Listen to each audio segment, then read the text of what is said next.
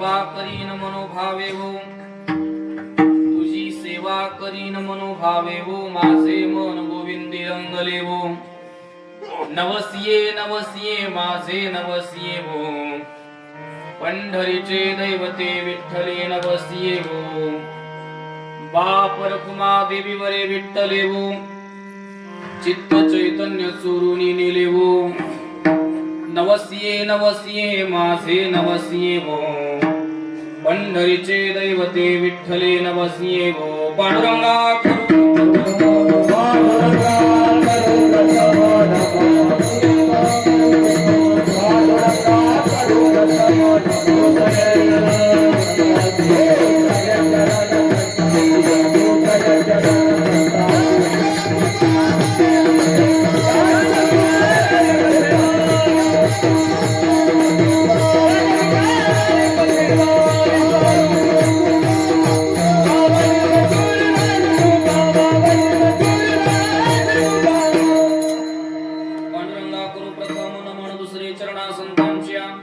त्यांच्या कृपादानी कथेचा विस्तार भावाचे सद्गुरुदास तुका.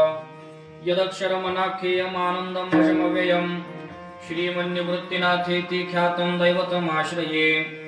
कलावज्ञ जीवोद्धरार्थावतारं कलाङ्कान्ततेजोधिकामोदिवक्त्रं, खलानीशवादापणोदाहदक्षं समाधिस्थमूर्तिं भजे ज्ञानदेवं.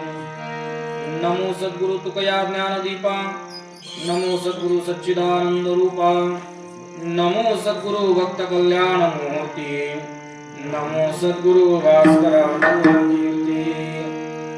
संपाद्य ज्ञानञ्च विधाय भक्तिं विलोकितो येन समाधिराजः, वैराग्यवन्तं सुविचारयुक्तं नमामि सोऽहं शिरसा वृन्दं.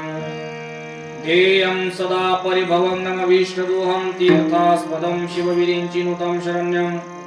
वृत्त्यार्तिहं प्रणतपाल भवाब्धिभूतं, वन्दे महापुरुषते चरणारविन्दं. मस्तकहे पाय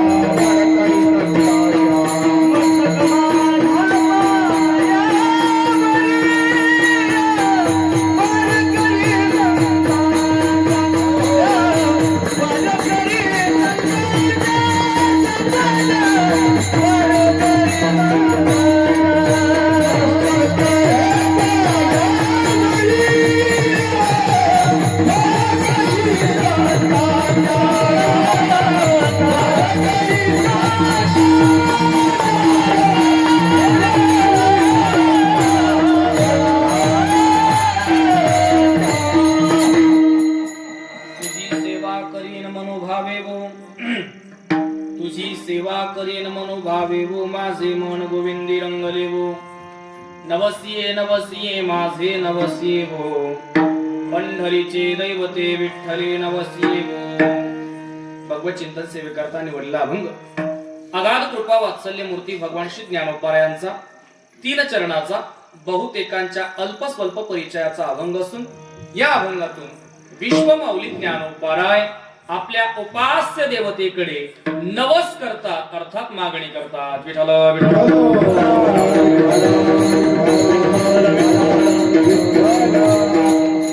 अभंगावरती यथामती यथावकाश चिंतन सेवा करण्याच्या अगोदर कसा परिहार द्यायचा तो असा.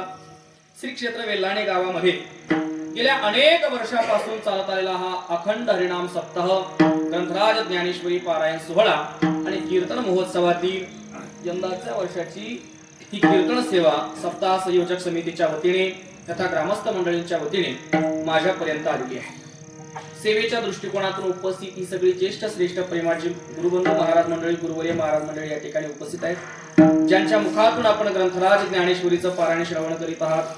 ज्येष्ठ गुरुबंधू गुरुस्थानी असणारे श्री भक्तिपरायण भूषणजी महाराज या ठिकाणी उपस्थित आहेत.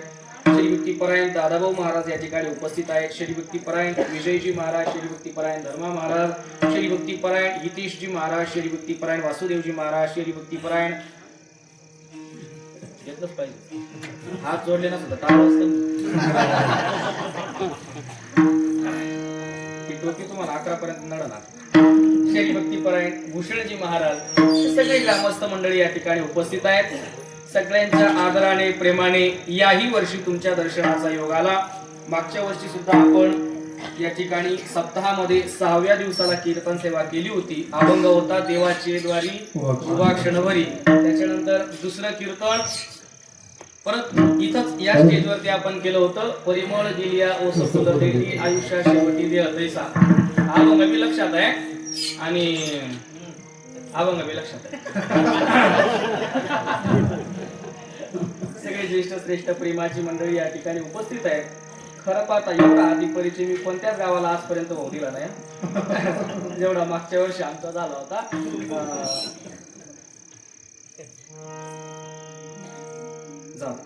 ही सगळी प्रेमाची ज्येष्ठ श्रेष्ठ मंडळी या ठिकाणी उपस्थित आहेत सगळ्यांच्या चरणावरती नतमस्तक होतो आणि उपांत्य दिवसाच्या कीर्तन सेवेकडे प्रवृत्त होतो विठाला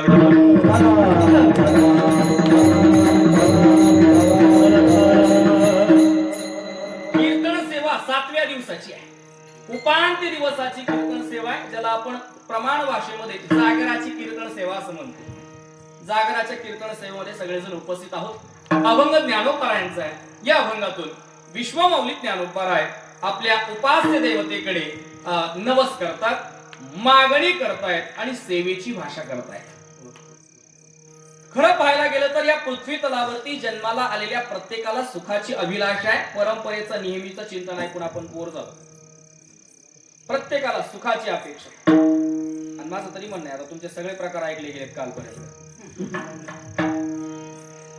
सगळे प्रकार झाले फक्त कीर्तन राहिले ते ऐका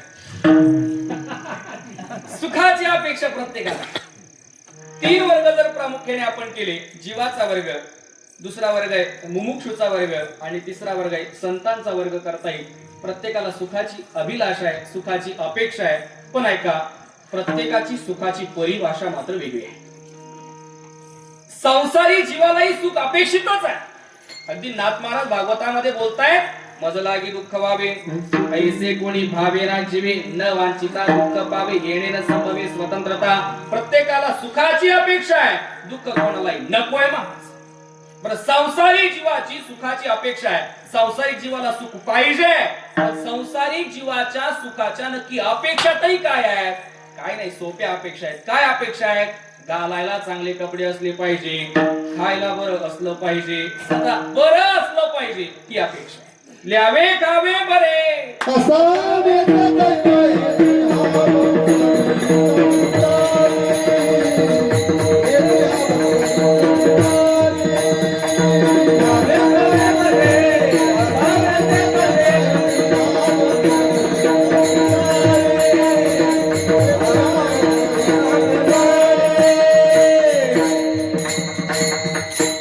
यावे खावे बरे बरे ल्यावे बरे खावे आणि सदैव बरे असावे कायम बरं असावं चांगलं असावं ही संसारी जीवाची अपेक्षा आहे आता वास्तवात पाहायला गेलं ना हे जे संसारातलं सुख आहे ना हे संसारातलं सुख वास्तव सुख नाही हे आभासाचं सुख आहे संसारामध्ये सुख नाही असं नाही तर सुखाचा विचार सुद्धा नाही सुखाचा विचार नाही मोठे दुःख बांधवडी या संसाराला दुःख बांधवडी म्हटले आता बांधवडी शब्दाचा अर्थ जर करायला गेलो गवताची पेंडी गवत कापायला आपण मळ्यात जातो आणि गवत कापायला मळ्यात गेल्यानंतर ती गवताची पेंडी बांधण्यासाठी घरून दोरी नेतो का आपण नाही दोरी नेत नाही मग गवत कापल्यानंतर गवताची पेंडी गवतानेच बांधतो ज्याला बांधवडी म्हणायचं गवताची पेंडी गवतानेच बांधायची तसं हा जो संसार आहे ना हा मूळ दुःखाचाच आहे याचं मूळ स्वरूप दुःखाचं आहे संसार दुःख मूळ चौकडे हिंगण किंवा तुकोबाराय बोलतायत नाशिवंता टिप्रिया पुत्रधन बीज ज्याचा शीण तेची फळ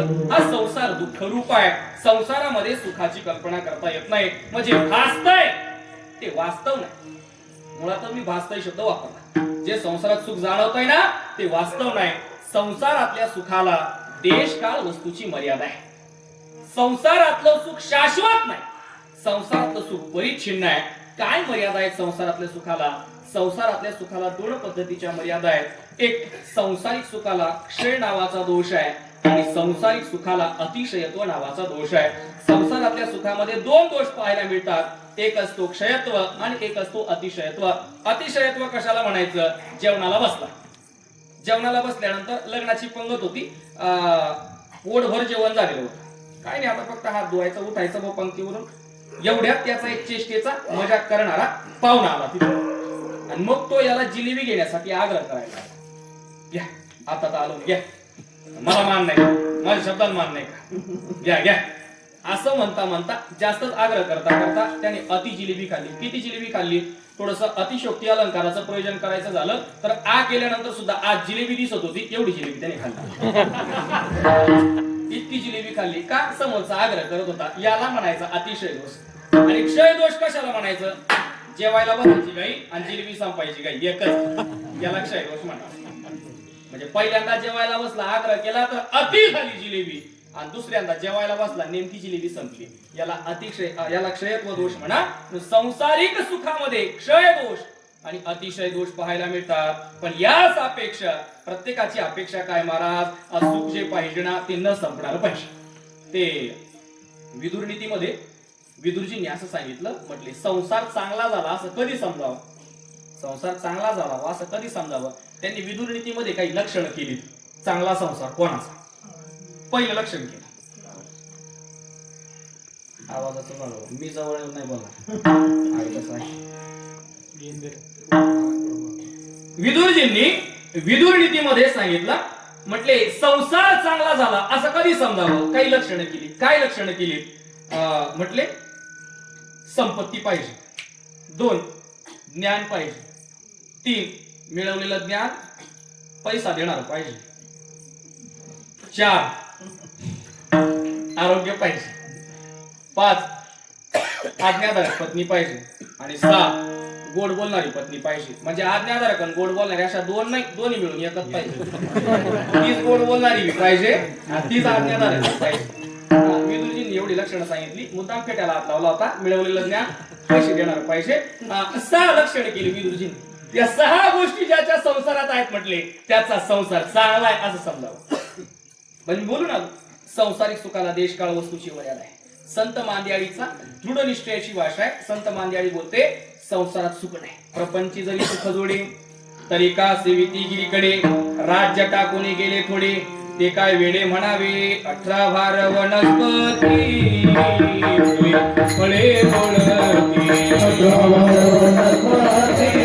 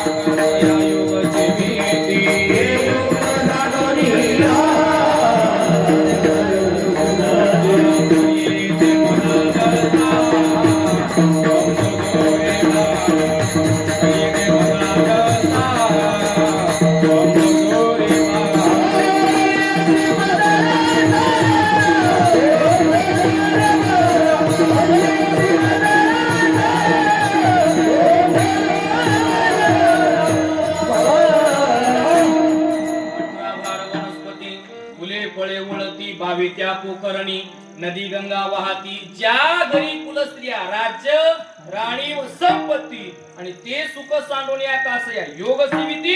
संसारात जर सुख राहिलं असतं तर बायका पोरं सोडून डोंगरात तपश्चर्या लागले, त्या काय येडे होते? प्रपंची जरी सुख जोडे तरी का सेविती करीकडे आणि राज्य टाकून गेले थोडे ते काय वेडे म्हणावे. ही संत वाङ्मयाची भाषा आहे. संसारातलं सुख संत वाङ्मय मान्य करत नाही. संसारात सुख नाही, पण प्रत्येकाची जी अपेक्षा आहे, प्रत्येकाला शाश्वत सुख हवंय. प्रत्येकाला दुःख कधी नकोय, सुख मात्र कायम पाहिजे. याला वेदांत शास्त्राने मोक्ष असं नाव दिलं. काय व्याख्या केली वेदांत शास्त्राने? दुःखाची आत्यंतिक निवृत्ती, परमानंदाची प्राप्ती ना मोक्ष. त्या मोक्ष सुखाची प्रत्येकाला अपेक्षा आहे. पण आश्चर्य असं आहे बाबा, एक वर्ग या जगात असा आहे की ज्याला मोक्षाचं सुख नको आहे, तो वर्ग मोक्षाच्या सुखाला सुद्धा नको म्हणतोय. ज्या मोक्षाच्या सुखासाठी सगळ्यांचा अट्टहास चाललाय, त्या मोक्षाला सुद्धा एक वर्ग नको म्हणतोय. तो वर्ग संतांचा आहे. संत मोक्षाला नको म्हणतात. का नको म्हणतात? कुठल्याही गोष्टीला नकार देण्यासाठी 3 ते 4 कारणांचा विचार आहे. का नकार देतो? पहिलं कारण, त्या गोष्टीचं स्वरूप कळालं नाही का माणूस नकार देतो. 2, अगोदरच ती गोष्ट जर प्राप्त असेल, अतिपरिचय असेल, तर माणूस त्या गोष्टीला नकार देतो. 3, का नकार देतो? फार प्रयत्न करून सुद्धा ती गोष्ट जर प्राप्त झाली नाही तर मनुष्य त्या गोष्टीकडे दुर्लक्ष करतो. आणि 4थी महत्वाची गोष्ट, त्या प्राप्त असणाऱ्या गोष्टीपेक्षा जर एखादी चांगली गोष्ट मिळाली तर अगोदरच्या पूर्वप्राप्त गोष्टीला मनुष्य नकार देतो. 4 गोष्टींचा विचार आहे. का संत वाङ्मय मोक्षाला नकार देत आहे? पहिली गोष्ट, स्वरूप कळालं नाही का नकार देतो. एखाद्या गोष्टीचं स्वरूप कळालं नाही का माणूस नकार देतो. काय झालं, घरी मी आणि आजी 2 जण होतो. उन्हाळ्याचे दिवस, 2 जण करा. संध्याकाळी म्हाताऱ्या माणसानं सहज इच्छा व्यक्त केली. मला सांगितलं, म्हटले दादा फार गरमीचे दिवस आहेत, म्हटले गरम होत आहे, एक काम कर सटाण्याला जा आणि काहीतरी थंड खायला घेऊन ये. म्हाताऱ्या माणसानं सांगितलं थंड खायला घेऊन ये. मी बी म्हटलं नंतर कावळ्याला ठेवण्यापेक्षा आता आणले चांगलं. संध्याकाळी गाडी काढली. आजी म्हटलं तू चपात्या तर करायला. मी आलो सटाण्या, गाडी काढली, सटाण्याला गेलो. ते स्वीटच्या दुकानात गेलो आणि स्वीटच्या दुकानामध्ये आम्रखंडाचा डबा घेतला. आम्रखंड कळतं ना, पिवळ्या रंगाचं असतं दिसायला आम्रखंड, येलोश कलरचं असतं. आम्रखंड घेतलं. ते आम्रखंड घेऊन घरी आलो. आजी किचन वाट्यापाशी चपात्या करत होती. आजीच्या समोर तो आम्रखंडाचा डबा ठेवला आणि उघडला. आजीनं मला पाठीत फटका मारला. आजी म्हणायला लागली, तुला जर बेसनच खायचं होतं मला घरी सांगायला पाहिजे होतं.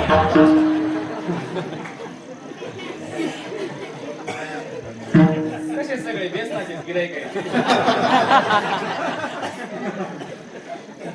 आम्रखंड सांगत ते गेलो कुठं बेसन म्हटलं हसायला लागले. याचा अर्थ तुम्ही बेसनाचेच गिराईक आहे.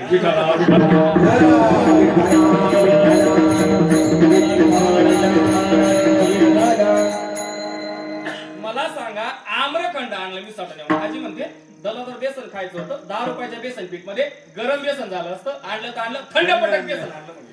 आम्रखंड स्वीट डिश ती थंडीच असतात. मला सांगा, आम्रखंड सारख्या पदार्थाला सुद्धा आजी नकार देते. का नकार दिला? स्वरूप कळालं नाही म्हणून नकार दिला. आम्रखंडाचं स्वरूप कळालं नाही म्हणून नकार दिला. मग संत वाङ्मय मोक्षाचं स्वरूप कळालं नाही म्हणून नकार देत आहे काय?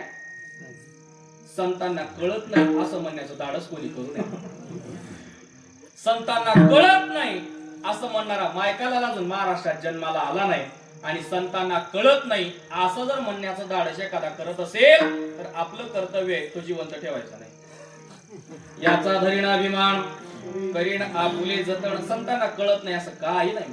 का संत मोक्षाला नकार देत आहेत? पहिलं कारण विचारात घेतलं, स्वरूप कळालं नाही की मनुष्य नकार देतो. दुसरं कारण, का नकार देतो मनुष्य एखाद्या गोष्टीला?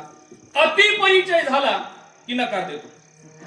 मग ज्या मोक्षाला संत नकार देत आहेत तो मोक्ष संतांना अगोदरच प्राप्त आहे. तुकोबाराय बोलतायत, मोक्षाचे तो आम्हा नाही अवघड, तो असे उघड गाठोळीस. मोक्ष आम्हाला अवघड नाही म्हटले. मोक्ष नको म्हणतायत. मोक्ष तुमचा देवा, दुर्लभ तो तुम्ही ठेवा. मोक्ष आम्हा घरी कामानी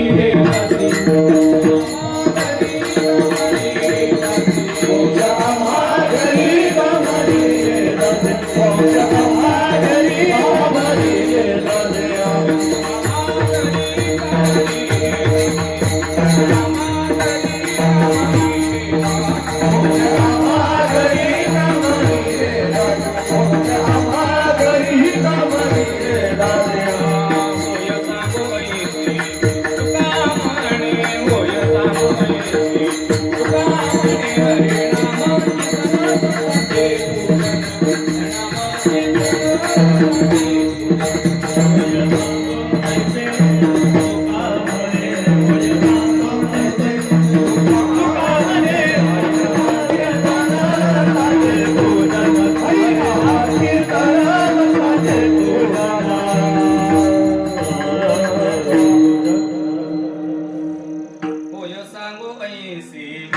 तुका म्हणे होय सांगू नयेसी तुका म्हणे. प्रमाण तुकोबरायांचे आणि चाल तुकोबराय स्वरूप बोधे बाबांची. मोक्षा मागरी कामारी हे दासी होय सांग वयसी तुका म्हणे. तुकोबराय बोलतायत अरे तो मोक्ष आमच्या घरची दासी आहे दासी. एक सामान्य प्रश्न विचारतो तुम्हाला, मनुष्य दासीवरती जास्त हक्क गाजवू शकतो का लग्नाच्या बायकोवरती जास्त हक्क गाजवू शकतो?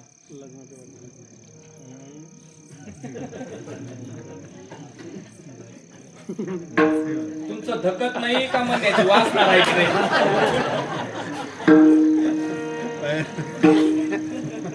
एक तर दोनच कारण आहेत ना, एक तर धकत नाही, दुसरी गोष्ट एवढे वैतागली की म्हणण्याची वासना सुद्धा राहिली. निदान ज्यांच्या इथं नसतील ते तरी बोल. मनुष्य दासीवरती जास्त हक्क गाजवतो का लग्नाच्या बायकोवरती? बायको लग्नाचीच राहते. दासी नोकरी नाही, काम करते, घरी निघून जाते. मनुष्य हक्क कोणावरती जास्त गाजवे? स्वतःच्या पत्नीवरती, लग्नाच्या पत्नीवरती. तुकोबाराय बोलतायत हा मोक्ष नुसती आमच्या घरची दासी नाही, आमच्या लग्नाची पत्नी आहे. तुका म्हणे मुक्ती परणिली नोहरी तुका म्हणे मुक्ती परणिली नोहरी तुका म्हणे मुक्ती परणिली नोहरी तुका म्हणे मुक्ती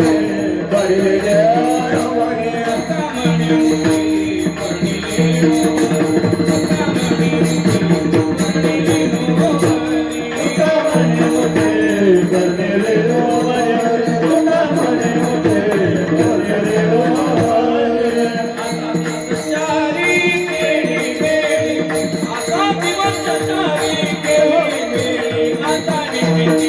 परणिली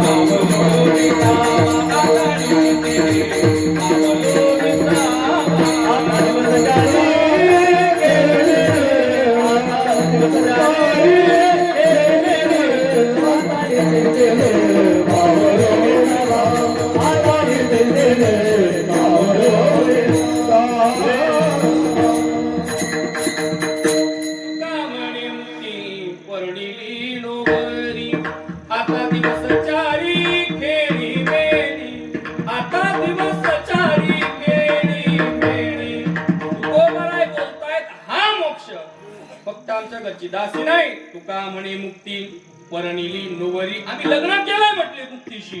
मुक्ती लग्न करते बरं आपल्याशी? हो, बायोडाटा काढलाय. काय घेऊन या मुक्ती बाळा वैराग्यापेक्षा सगळा गिवसित पावे. गुणकुसुमांची माळा घेऊन या मुक्ती बाळा वैराग्य निरपेक्षतेचा कळा गिवसित पावे. नवरदेव कसा पाहिजे? एक वैराग्यवान पाहिजे आणि दोन निरपेक्ष पाहिजे. असा जर असेल तर मोक्ष सुद्धा त्याच्याशी लग्न करायला तयार होतो. संत का मोक्षाला नको म्हणतायत?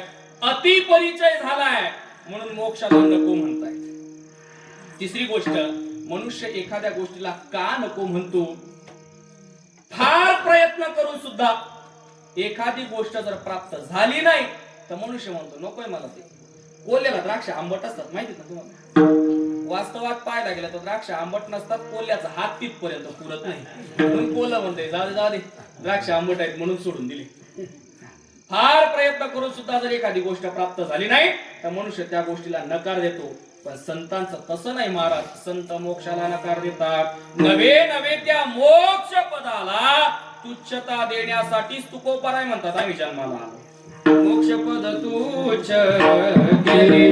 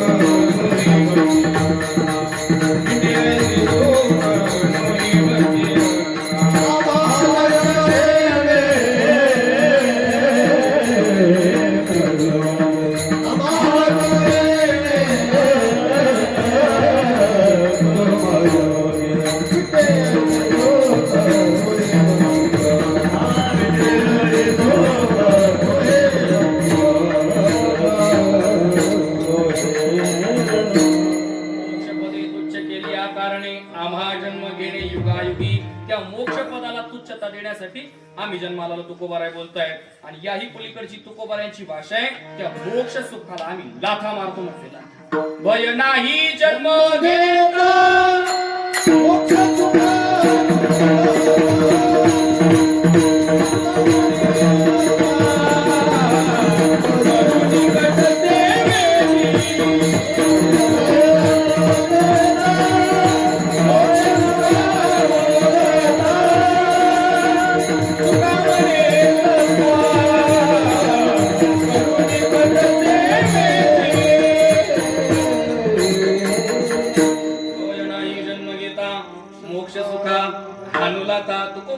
त्या मोक्षाला आम्ही लात मारतो म्हटले मोक्षाला नको म्हणतात काय का नको म्हणतात तीन कारण पाहिली एक स्वरूप कळत नाही म्हणून नको म्हणताय का नको म्हणतो कोणी त्या गोष्टीला तर म्हटले अति परिचय असला की नको म्हणताय का नको म्हणतात फार प्रयत्न करून सुद्धा प्राप्त ती वस्तू झाली नाही ते मनुष्य नको म्हणतो आणि का नको म्हणतो त्या प्राप्त गोष्टीपेक्षा जर एखादी चांगली गोष्ट मिळत असेल तर मनुष्य अगोदरच्या गोष्टीला नको म्हणतो मग संत मोक्षाला नको म्हणतायत का नको म्हणतायत कदाचित संतांना त्या मोक्षापेक्षा अतीव आनंद देणार दुसरं काहीतरी प्राप्त झालं असलं पाहिजे म्हणून संत मोक्षाला नको म्हणतायत का नको म्हणतात म्हटले काहीतरी मोक्षापेक्षा आनंद देणारं प्राप्त झालंय काय प्राप्त झालंय बेटे ऐसे सुख नोहे भक्ती रसा त्या भक्ती रसासाठी त्या भक्तीच्या आनंदासाठी संत मांदियाळीने मोक्षाला नकार दिला तुकोबाराय बोलतायत हे मोक्षाचं सुख आम्ही नुसतं सांडलं नाही ओवाळून सांडलं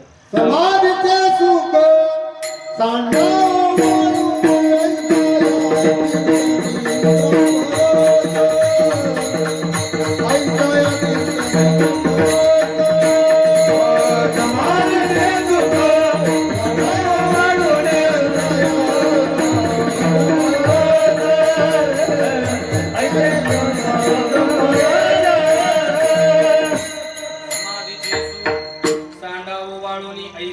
कीर्तनी ब्रह्मरस तुकोबाराय बोलतायत हे मोक्षाचं सुख आम्ही नुसतं सांडलं नाही तर ओवाळून सांडलं गुरुवरायांच्या मुखातून या ओवाळून सांडण्याच्या बद्दल भाव ऐकला होता समजा गरीब परिस्थितीची आई आहे म्हणजे सकाळ संध्याकाळ काय खावं ही पंचायत आहे अशा स्थितीमध्ये तिचा मुलगा समजा बाहेर गावी काय नोकरीला वगैरे असेल तो मुलगा घरी येतो मग आई काय करते हो भाकरीचा तुकडा घेते टोपलीतून तो मुलगा दारात उभा राहिला का त्याच्या अंगावर तो तुकडा ओवाळते बाजूला टाकून देते मग संध्याकाळी जर त्या आईला काही खायला नसेल तर ती आई तुकडा उचलून खाईल का होतो नाही खाणार एकदा ओवाळून टाकलेल्या तुकड्याकडे जसं माणूस परत फिरून पाहत नाही ना तुकोबाराय बोलताय तसं हे समाधीचं सुख आम्ही ओवाळून सांडलंय आता त्याच्याकडे फिरून पाहणार नाही या भक्तीच्या सुखासाठी या भक्ती सुखाच्या आनंदासाठी दुःखाचा असणारा गर्भवास सुद्धा ते भोगायला तयार आहे तुका म्हणे गर्भवासी तुका म्हणे गर्भवासी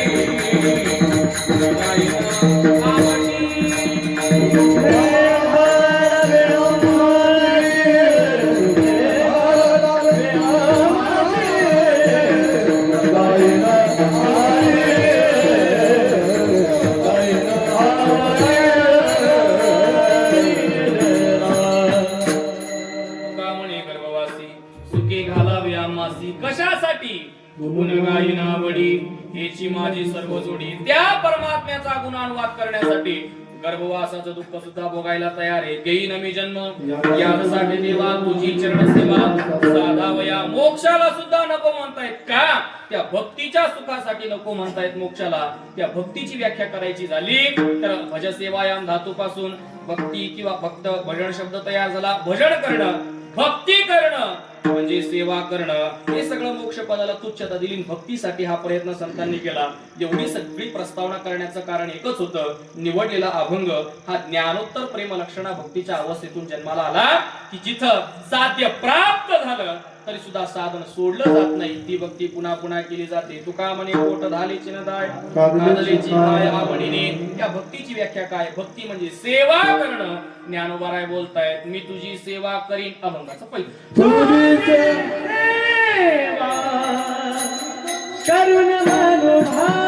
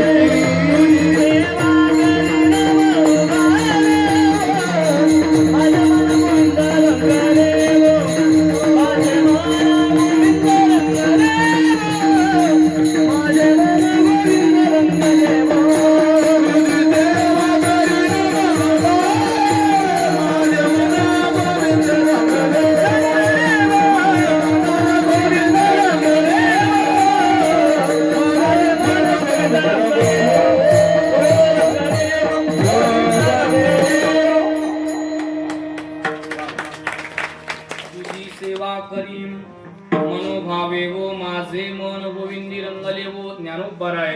बोलता आहे, देवा मी तुझी सेवा करीन. या अभंगामध्ये 6 वेळेला ओ हे अव्यय आलंय.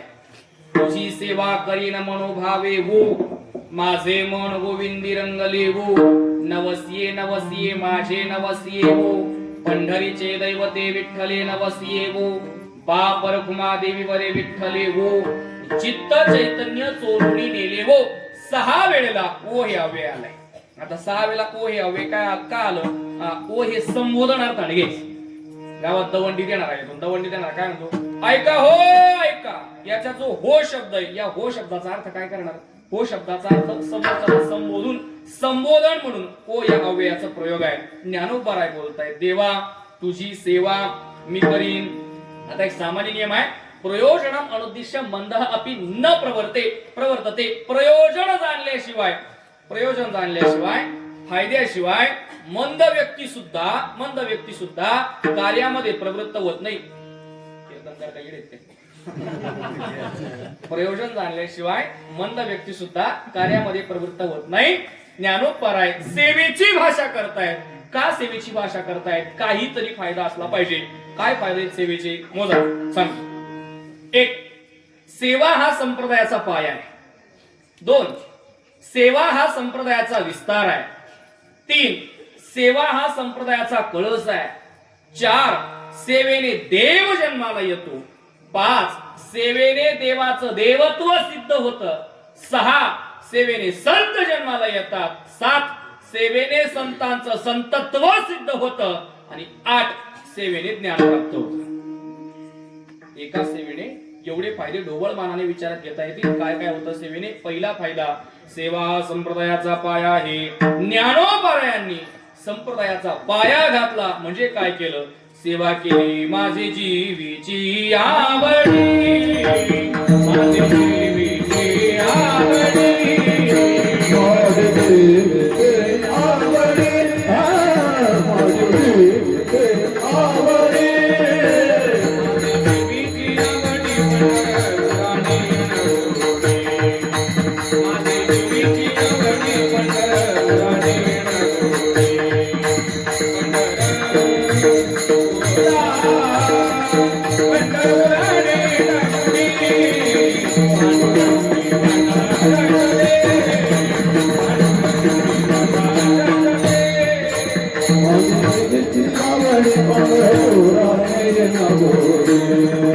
माझे जीवीची आवडी,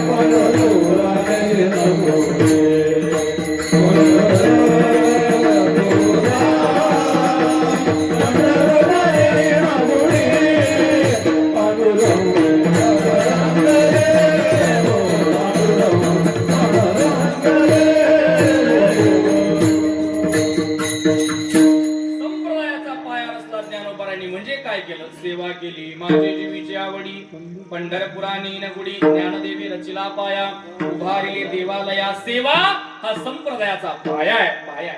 2. सेवा हा संप्रदायाचा विस्तार आहे. संप्रदायाचा विस्तार कोणी केला? नामातयाचा किंकर येणे केला हा विस्तार. विस्तार केला म्हणजे काय केलं? नाचू कीर्तनाचे रंगी,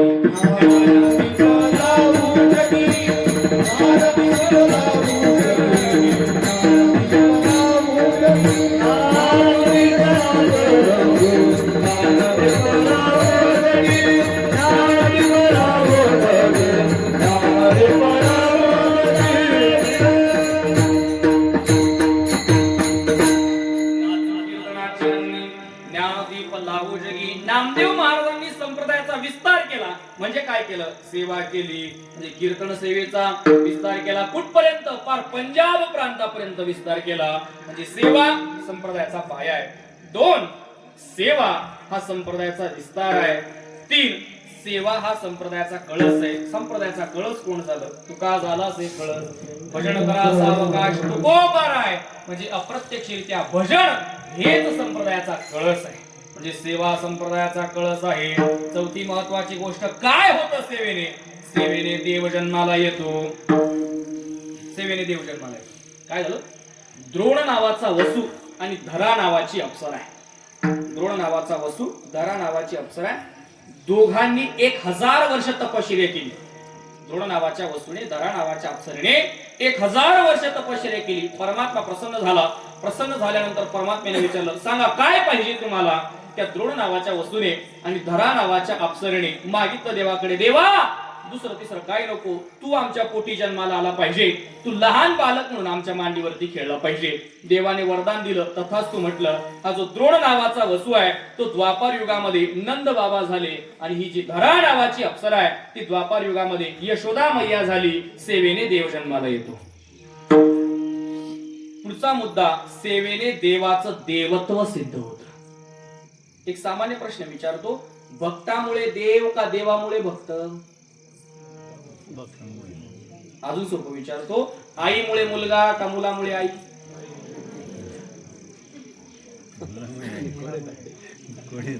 तुमचा गोंधळ होणं स्वाभाविक आहे, कारण तुम्ही रोज एकाच गावचं पाणी पिता.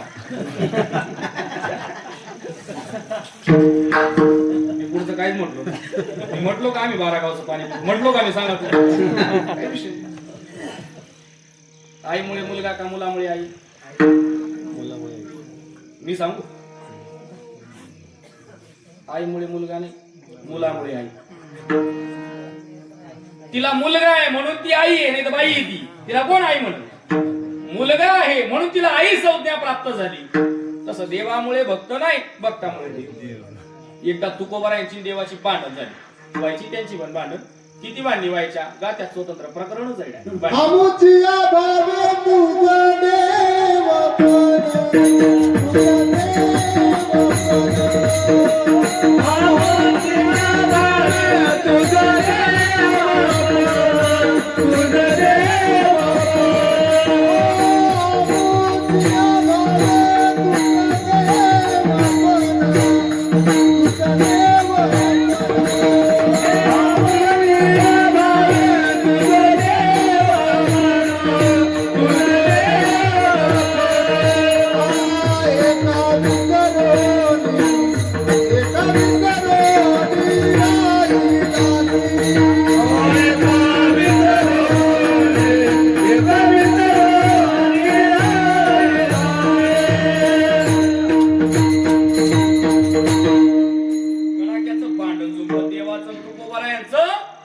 देव म्हणायचा, चालला असेल त्यांचा काहीतरी विषय, आणि शेवटी मग तुकोबाराय देवाला म्हणून पडले, अय देव उगाराय, आम्ही आहे म्हणून तुला देव पण आहे. आम्ही तुझं भजन करतो म्हणून तू देव आहे ना, तर तुला कोण विचारताय? आम्ही भजन करतो म्हणून तू देव आहे. भांडण दोन्ही पद्धतीने करता येईल बरं. कडाक्याचं म्हटलं का मग असं, आणि जर मवाळ भांडण करून भांडण करायचं तर आमुची भावे तुझ देव एका विसरून राहिला, एका विसरून राहिला, समर्थाची नाही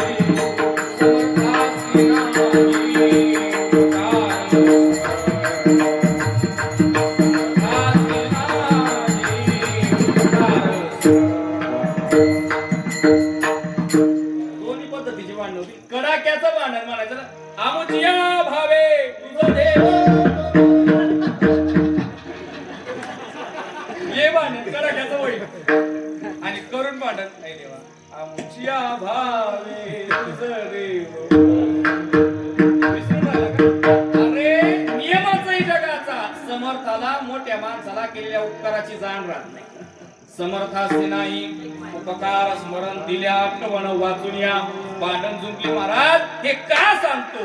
सेवेने देव जन्माला येतो आणि सेवेने देवाचं देवत्व सिद्ध होतं. तुझा मुद्दा सेवेने संत जन्माला येतात. काय व्हायचं? कनकाई माता आणि बोलोबा दोघ जण पंढरीच्या वारीला जायचे. पण वारीला जात असताना बोलोबा अशी पाळ पुढे चालायची आणि कनकाई अर्धा किलोमीटर लांब चालायचे. जुनं सांगतो मी, बोलोबा पुढे आणि कनकाई माता अर्धा किलोमीटर मागे, म्हणून म्हटलो मी जुना सांगतो. पंढरपूरला पोहोचले आणि पोहोचल्यानंतर देवाने त्यांना विचारावं, बोलोबा देव खाली मान घालून उभा राहायचा आणि बोलोबाने काय करायचं, हळूच देवाच्या हानवटीत जायचं, अशी वर मान करायची. हे बाबा वर बघ ना, खाली काय पहा. देव म्हणायचा, अहो बोलोबा तुमच्या सेवेचं कर्ज झालंय माझ्या म्हणून खाली पाहतो, दुसरं काही ना नाही, खाली पाहण्यासाठी कामाने करत नाही. तुमच्या सेवेचं कर्ज झालंय माझ्यावरती म्हणून खाली पाहतो. आणि मग मी जर वर पाहावं असं वाटत असेल ना, बोलोबा माझ्याकडे काहीतरी मागून घ्या. मनसी काही मागा काहीतरी मागून घ्या. बोलोबा म्हणायचे, मागण्याची परंपरा नाही आमची. पुढे सांगेल तो विषय, पण मागण्याची परंपरा नाही. म्हटले नाही मागायचं. बोलोबा निघून गेले आणि मागून कनकाई माता आल्या. आता बायाची जात कणकाई मातेला सहज म्हटलं देवा कणकाई माता काहीतरी मागावं. कणकाईने सांगितलं देवा सगळं आहे पण घरात पंढरीच्या वारीचा नियम चालू ठेवण्यासाठी वारकरी नाही बघ. पूर्वी लोक आपल्या परमार्थाला वारस व्हावा म्हणून पोरं जन्माला घालत होते.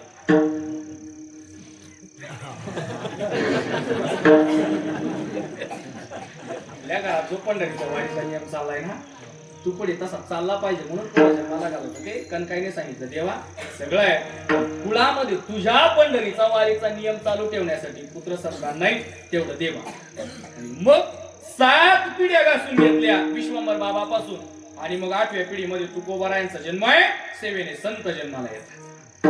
आणि पुढचा मुद्दा सेवेने संतांचं संतत्व सिद्ध होतं. नुसते संत झाले समाधीला बसले त्यांना कोणी संत म्हणणार नाही पण सेवा केली की सेवेने संतांचं संतत्व सिद्ध होतं. काय सेवा केली होती त्यांनी मी बोलून आलो. पंढरपूरची वारी केली, ज्ञानेश्वरी गाथेसारखा ग्रंथ लिहिला, जगाच्या कल्याणासाठी धावत राहिले, या सगळ्या गोष्टी केल्या म्हणजे सेवा केली. सेवेने संतांचं संतत्व सिद्ध होतं. आणि पुढची महत्वाची गोष्ट काय होतं सेवेने सेवेने ज्ञान प्राप्त होतं. तद्विद्ये प्रणिपातेन परिप्रश्नेन सेवया उपदेशन्ति ते ज्ञानम ज्ञानिनस्तत्वदर्शिनः. या सेवया पदावरती भाष्य करताना ज्ञानोबाराय बोलतात जेथ ज्ञानाचा कुरठा तेथ सेवा हा दारवंठा. जिथं ज्ञानाचा कुरठा म्हणजे साठा आहे तिथं पोहोचण्यासाठी सेवा हा दारवंठा. दारवंठा म्हणजे दरवाजा. सेवेने ज्ञान प्राप्त होतं. बोला सेवा संप्रदायाचा पाया, सेवा संप्रदायाचा विस्तार, सेवा संप्रदायाचा कळस. सेवेने देव जन्माला येतो, सेवेने देवाचं देवत्व सिद्ध होतं, सेवेने संत जन्माला येतात, सेवेने संतांचं संतत्व सिद्ध होतं आणि सेवेने ज्ञान प्राप्त होतं. म्हणून ज्ञानोबराय देवाला म्हणतायत देवा तुझी सेवा करीन. कशी करीन? मनोभावे करीन. 3 प्रकार सामान्यत्वाने करता येतील. कायिक सेवा, वाचिक सेवा, मानसिक सेवा. कायिक सेवा काय हो? हरिपाठात पाऊली खेळणं, पंढरीची वारी करणं, हा सप्ताहाचा मंडप झाडून काढणं, मृदंगाचार्याला कणिक टोपी आणून देणं.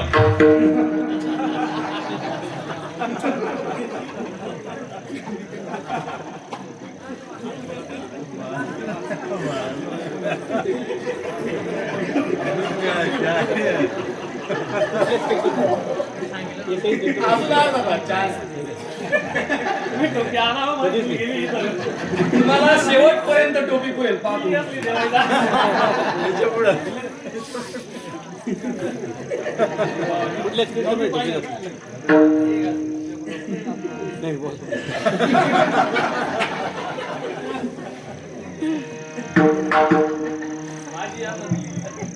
मी काय म्हटलो का